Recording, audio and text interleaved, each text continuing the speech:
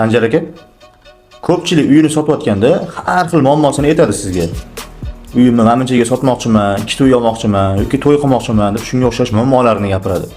Siz nima deysiz shu odamlarga? Yaxshi savol berdingiz. O'zi bu narsa ko'p har bitta pashli borgan syomkamga borsam, xonadon egalari muammosini aytishadi. To'y qilishim kerak yoki bo'lmasa boshqa uy olishim kerak, qarzimni ham to'lashim kerak deydi. Ular ham tushunsa bo'ladi qanaqadir ma'noda, lekin men bitta qilib javob bergan bo'lardim. Uy sotayotgan uy egalariga bu muammolardan kelib chiqib narx belgilash bu noto'g'ri deb o'ylayman, chunki oluvchiga buni vaqti umuman qizig'i yo'q. Sanjar aka, yana bitta savol. Ko'pchilik makler bilan realtorskiy xizmatni farqlolmaydi. Asosiy farqi nimada? Xo'p, bu ham o'rinli savol berdingiz, chunki syomkaga borganimda yoki borishimdan oldin telefonda gaplashganimda uy egalari bilan mani qo'limga 100 ming dollar tegsin, uy ustiga narxini xohlaganingcha qo'yib sotib tur, men roziman, saniki deydi. Lekin men bu narsani kategorически отказ qilaman. Nimaga? Makler qanaqa? Endi hammasi emas, maklerlar deb gapirmay, makler, именно makler.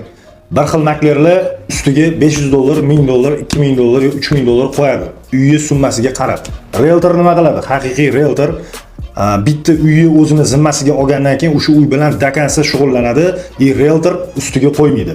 Lekin ustiga qo'yadigan realtorlarni ham men topib bera olaman, bilaman unaqa insonlarni ham ishlayapti hozir kunda. Ustiga qo'yadi, qimmat uyi yana ham qimmat bo'lib ketishiga bu sabab bo'ladi va o'sha uy ham realtor qo'lma-qo'l qiladi. Makler ham xuddi shu ishni qiladi, qo'lma-qo'l qiladi, qo'lma-qo'l deganda Instagram platforma orqali ishlamaydi-da, yo'q OLX ga qo'yadi. Misol uchun siz realtor bo'lsangiz, menda variant bor, siz menga chiqasiz. Sanjar aka, menda klient bor, sizni uyingizga men sizni variantingizga klient olib boraman, men nechta ustiga xizmatimni qo'ying deb so'raysiz. Men aytaman, men ustiga 2000 dollar qo'yganman, siz xohlagan o'zingiz summangizni qo'ying deyman. Shu bilan yana u uy yana qimmatlashib ketaveradi, sotilish ehtimoli kamayib boraveradi. Keyingi savol. Siz uylarni reklama qilgani borganingizda, uy egalari aytgan narxda reklama qilasizmi? Xo'p, yaxshi savol berdingiz.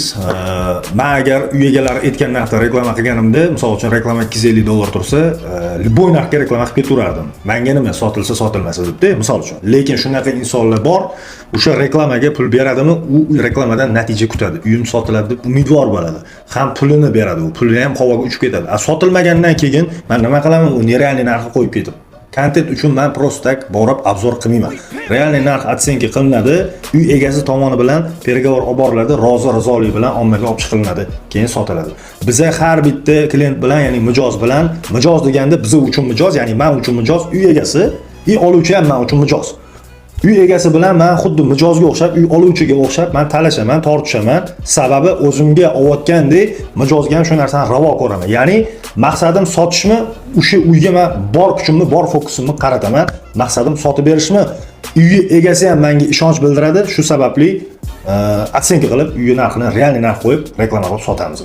Oxirgi savol. Sizni xizmatingizni, ya'ni realtorskiy xizmatingizni Instagramda bir xil yozadi. Qimmatroq ekan, qimmat ekan deb yozadi. Shuni sababini keltirib bera olasizmi? Bu ham bir o'rinli savol berdingiz. Qarang, nimaga qimmat? Men sirasi aytib o'taman.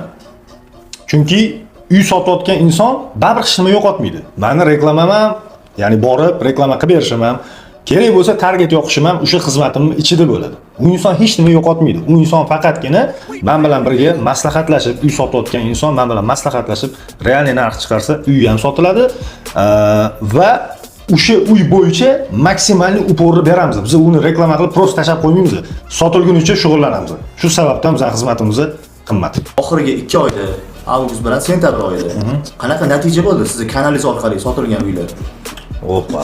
Bu narsani ko'pchilik qiziqishadi. O'zi men to'g'risi bunaqa maqtanishni yomon ko'raman, lekin oxirgi avgust oyida 9 ta sotdik.